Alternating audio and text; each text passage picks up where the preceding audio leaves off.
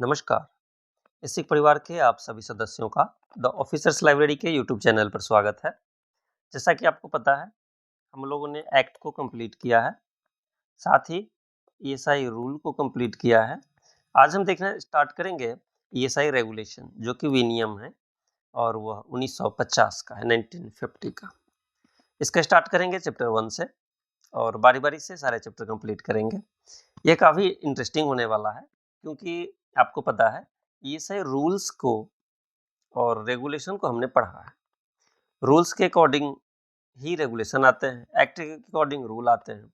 तो हम एक्ट और रूल को जब देख चुके हैं, तो हमें यह देखना होगा कि रेगुलेशन को कैसे आसानी से याद रखना होता है और इसे अलग से याद रखने की ज़रूरत नहीं है।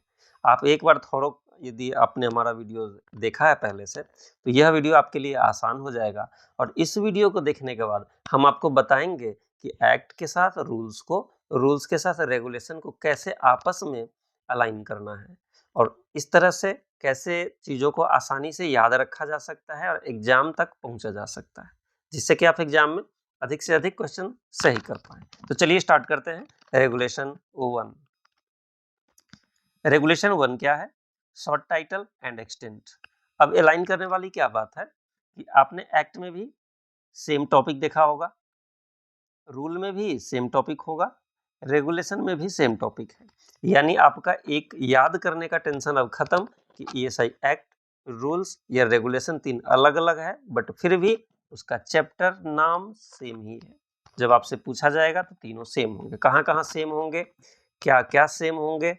रूल्स के नंबर और रेगुलेशन के नंबर, साथ ही एक्ट में सेक्शन के नंबर, ये तीनों हम आगे अलाइन कर करके आपको दिखाएंगे कि कैसे याद करना आसान है।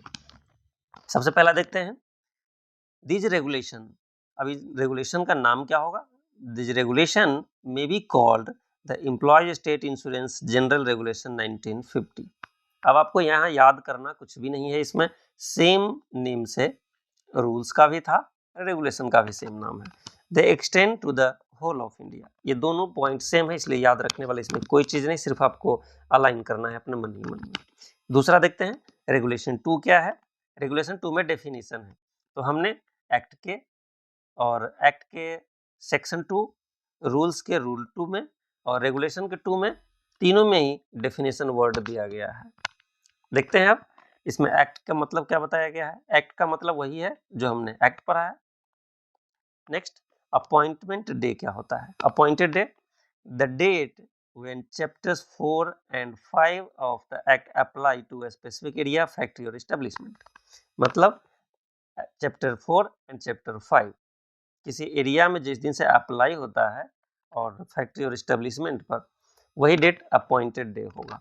अब चैप्टर 4 एंड 5 क्या है? आपको मैंने याद करने के लिए आसान भाषा में बताया था कि चैप्टर 4 में क्या था, हमें कंट्रीब्यूशन कितना मिलता है, 3.25% प्लस 0.75%। यह एम्प्लॉयर का और यह एम्प्लॉय का था। टोटल कितना था? 4%। टोटल 4% था और चैप्टर भी 4 ही था, यानी कि चैप्टर 4 कंट्रीब्यूशन से रिलेटेड था। अब चैप्टर 5 क्या था? आपको हमने बताया था चैप्टर 5 और बेनिफिट 5 हमारे पंचदीप में 5, यानी चैप्टर 5 में पंचदीप यानी बेनिफिट की बात है, तो चैप्टर 5 बेनिफिट हो गया, चैप्टर 4 कंट्रीब्यूशन हो गया। याद रखना आसान था। दूसरा, एप्रोप्रिएट ऑफिस क्या होगा? एप्रोप्रिएट ऑफिस क्या होगा? The designated office. जो जिस काम के लिए डेजिनेटेड ऑफिस है वही एप्रोप्रिएट ऑफिस होगा। जैसे बेनिफिट के लिए हमारा ब्रांच ऑफिस होता है, उसी तरीके से। नेक्स्ट है सेंट्रल रूल्स क्या है? Rules made by central government. Central rules तो सेंट्रल गवर्नमेंट के द्वारा बनाया गया under section 95 of the act. अब सेक्शन 95 एक्ट हमने एक्ट में देखा है, तो इसलिए इसमें याद करने वाली कोई ऐसी चीज है नहीं। एम्प्लॉयर कौन होंगे? The principal employer as defined in the act. अब प्रिंसिपल एम्प्लॉयर कौन होते हैं, इमीडिएट एम्प्लॉयर कौन होते हैं, हमने डिटेल में देखा है अपने एक्ट के वीडियोज में। एम्प्लॉयर कोड नंबर क्या होगा? The registration number assign to a factory और एस्टेब्लिशमेंट। आपको पता है, मैंने पहले इसमें पीछे वीडियो में डिस्कस किया था कि 17 डिजिट का एक कोड नंबर होता है, जो कि एम्प्लॉयर को अपने रजिस्ट्रेशन के बाद उससे ऑनलाइन मिल जाता है by the appropriate regional office. अब आपको रीजनल ऑफिस क्यों दिया गया है? क्योंकि पहले यह ऑफलाइन होता था, अब यह ऑनलाइन है, बट ऑनलाइन होने के बाद भी इसका नंबर जो जनरेट होता है वह एक कोड वाइज होता है, जैसे 11 से स्टार्ट होगा, 33 से होगा, 34 से होगा, etc। इस तरीके से ये सारे रीजनल ऑफिस के कोड होते हैं। रीजनल ऑफिस को बताते हैं कि किस रीजनल ऑफिस के अंदर में बना हुआ कोड है ये। नेक्स्ट है फैक्ट्री और इस्टेब्लिशमेंट। क्या होगा? एनी फैक्ट्री और establishment covered under the act. Act के अंदर जो भी कवर होंगे वो फैक्ट्री या इस्टेब्लिशमेंट के अंदर होते हैं। तो इस तरीके से इस पेज में अलग से याद करने जैसी कोई भी नया फैक्ट नहीं आया। अतः हमारे लिए अभी तक हमने 3 स्लाइड देखे, बट तीनों में हमारे पीछे पढ़े हुए एक्ट और रूल्स काम आ रहे हैं और यहाँ अलग से मुझे याद नहीं करना पड़ा, सिर्फ इसे देख करके ध्यान में रखना है। नेक्स्ट रेगुलेशन 2 का दूसरा पार्ट है, जो हमने डेफिनेशन देखा था। उस डेफिनेशन में फॉर्म क्या होगा? A form attach to these regulations. अब रेगुलेशन के साथ कुछ फॉर्म अटैच किए गए हैं, जो कि क्लेम फॉर्म है, मेडिकल बेनिफिट का क्लेम का अलग है, इसके बाद मैटरनिटी का क्लेम का अलग है। आइडेंटिटी कार्ड क्या होगा? अब परमानेंट कार्ड। अब आइडेंटिटी कार्ड का आपको बताया था हमने कि 10 डिजिट का आईपी का कोड होता है, वही उसका permanent card issued to an insured person for identification under this act. Identification के लिए 10 डिजिट का इंश्योरेंस नंबर इंश्योर्ड पर्सन को दिया जाता है। नेक्स्ट फैमिली आइडेंटिटी कार्ड क्या होगा? A card issued to an insured person for identifying their family. Family के लिए अलग है, खुद के लिए, पर्सन के लिए अलग था। नेक्स्ट सोशल सिक्योरिटी ऑफिसर कौन होंगे? अब इसके बारे में हमने एक्ट में देखा था। An officer appointed under section 45। अब सेक्शन 45 ये क्या था? सेक्शन में हम लोग देख चुके हैं, यहाँ से कुछ नया नहीं है। इंस्ट्रक्शंस क्या है?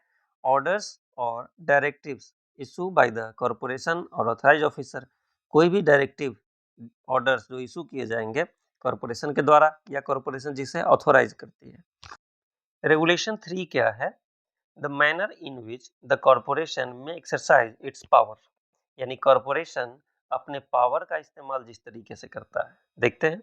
Exercise of power the corporation may specify, prescribe, decide और take action through a resolution of क्या?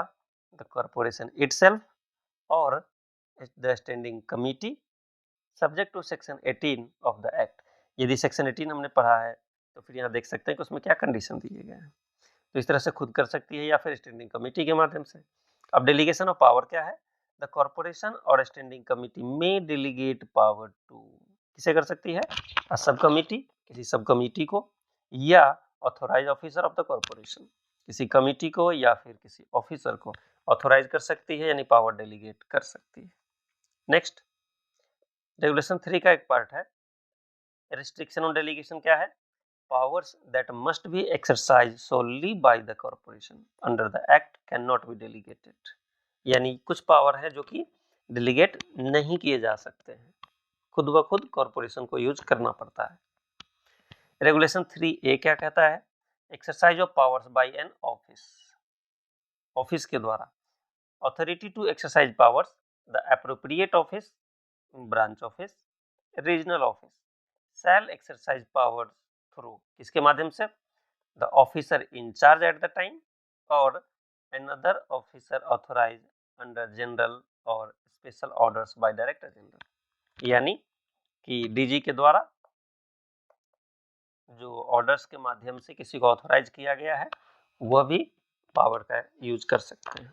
नेक्स्ट देखते हैं रेगुलेशन 4 हमने देखा है कि 4 हमारा कंट्रीब्यूशन से रिलेटेड था, एक्ट में भी, यहाँ भी 4 सेम है। तो कंट्रीब्यूशन पीरियड क्या होगा? करस्पॉन्डिंग बेनिफिट पीरियड क्या होता है? हम इसकी विशेष चर्चा नहीं करेंगे क्योंकि इसकी ऑलरेडी चर्चा हम एक्ट और रूल्स के चैप्टर में देख चुके हैं। अप्रैल से सितंबर 6 मंथ का होता है कंट्रीब्यूशन पीरियड, फिर सितंबर में खत्म हो जाए, अक्टूबर से दूसरा कंट्रीब्यूशन पीरियड आता है, मार्च तक चलता है 6 मंथ का। इस 6 मंथ में जो कंट्रीब्यूट करता है जो आईपी, उसे नेक्स्ट 6 मंथ तक बेनिफिट मिलता है, इसे बेनिफिट पीरियड बोलते हैं। 6 मंथ कंट्रीब्यूशन, 3 मंथ का गैप, नेक्स्ट 6 मंथ में उसे मिलेगा, यानी सितंबर तक, अप्रैल से सितंबर तक किसी ने कंट्रीब्यूशन पेमेंट किया है, अक्टूबर नवंबर दिसंबर 3 महीने का गैप होता है, जनवरी से उसे बेनिफिट मिलना स्टार्ट होता है, जनवरी से जून तक। सेम यहाँ मार्च में खत्म होने के बाद 3 महीने गैप के बाद जुलाई से दिसंबर तक 6 महीने। इस तरह हमने देखा कि 6 महीने का कंट्रीब्यूशन पीरियड, ठीक 6 महीने का हम करस्पॉन्डिंग बेनिफिट पीरियड जब आएगा तब उसे 6 मंथ तक बेनिफिट मिलेगा। इसमें यदि ओवरऑल देखें तो इसके ज्वाइनिंग के डेट से बेनिफिट लेने के डेट में 9 मंथ का गैप हो जाता है। कैसे? 6 month contributing time plus 3 month gap is equal to 9 month, यानी 9 मंथ के बाद बेनिफिट मिलना स्टार्ट होता है। इसमें सारे बेनिफिट नहीं है, कुछ बेनिफिट्स आते हैं इसमें। नेक्स्ट देखते हैं, रेगुलेशन 4 का एक पार्ट है, for a person who becomes an employee under the act for first time. First time के लिए क्या है? फॉर कंट्रीब्यूशन पीरियड क्या है? Begins from the date of employment within the ongoing contribution period, ये criteria होगा। दूसरा है फर्स्ट बेनिफिट पीरियड क्या होगा? स्टार्ट आफ्टर 9 मंथ, जो हमने पिछले स्लाइड में डिस्कस किया, from the date of employment, employment के दिन से 9 मंथ कंप्लीट होना आवश्यक होता है। नेक्स्ट देखते हैं, रेगुलेशन 6 क्या कहती है? Meetings of the corporation, the standing committee and the medical benefit council. अब कॉर्पोरेशन, स्टैंडिंग कमिटी और मेडिकल बेनिफिट काउंसिल, इस तीनों के बारे में हमने विस्तार से पीछे के वीडियोज में, एक्ट में हमने देखा है। Meeting shall be conducted as per central rules, यहाँ से 2 इंपॉर्टेंट क्वेश्चन है। And time and place shall be fixed by the respective chairman. 2 question क्या है? अब चेयरमैन कौन होंगे, सेंट्रल रूल्स क्या होते हैं, हम लोगों ने देख चुके हैं।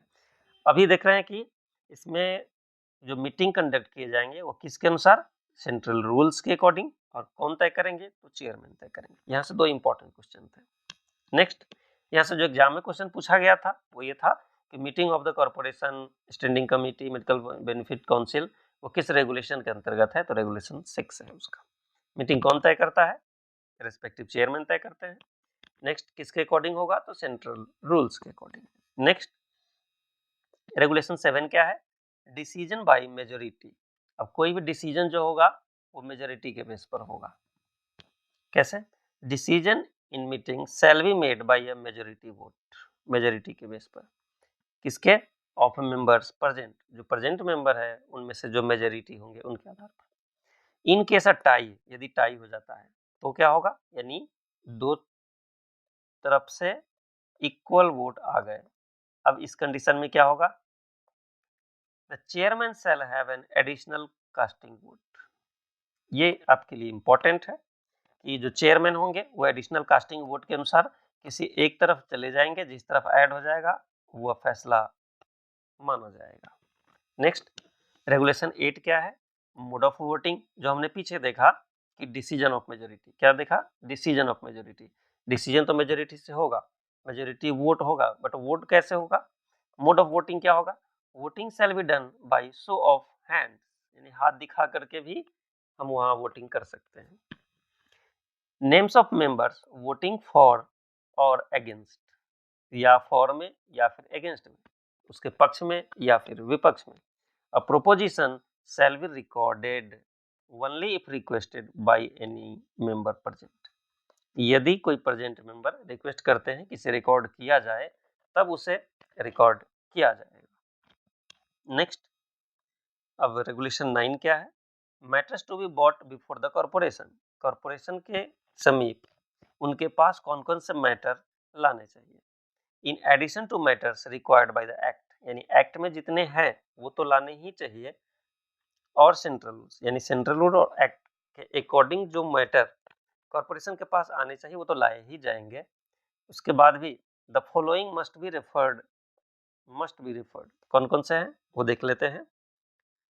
Regulation and amendment under section 97 before final publication. अब सेक्शन 97 क्या है? हम लोगों ने पहले देखा है, पब्लिकेशन से पहले इनके पास लाना जरूरी था। क्या? Regulation and amendments. नेक्स्ट है वेलफेयर मेजर्स। आपके एग्जाम में यहाँ से क्वेश्चन आए हैं कि वेलफेयर मेजर्स का मैटर कॉर्पोरेशन के पास जाना चाहिए। रेगुलेशन कौन सा है? रेगुलेशन 9 है, एसएसओ के एग्जाम में पूछा गया है ये। Extension of medical benefit to families under section 46 two, ये सारे रेफरेंसेज हैं 46 टू सेक्शन 19, सेक्शन 97, ये सारे एक्ट के हैं। एक्ट से यह पावर मिला था। कुछ और भी मैटर्स हैं जो कि कॉर्पोरेशन के समक्ष लाने चाहिए, जैसे disputes and arbitration under section 58(4), hospital setup proposal under section 59। यहाँ से क्वेश्चन पूछा गया था कि किस सेक्शन के अंदर में ईएसआईसी हॉस्पिटल या फिर मेडिकल कॉलेज एस्टैब्लिश कर सकती है। एग्जेम्पशन प्रपोजल है, इन्हांसमेंट ऑफ बेनिफिट्स है, other matters as desired by the corporation और इट्स चेयरमैन। तो ये सारे मैटर्स थे जो कि एक्ट और सेंट्रल रूल्स के अलावे भी हैं जो कि कॉर्पोरेशन के समक्ष लाए जाने चाहिए। तो ये था हमारे रेगुलेशन 9। अब इसका लास्ट रेगुलेशन देखते हैं, रेगुलेशन 10। रेगुलेशन 10 रीजनल बोर्ड्स की बात करता है। यहाँ से भी क्वेश्चन बनते हैं। फॉर्मेशन कैसे होता है? A regional board may be set up for each state के लिए बनेगा और UTs by the chairman of the corporation. किसके द्वारा बनाए जाएंगे?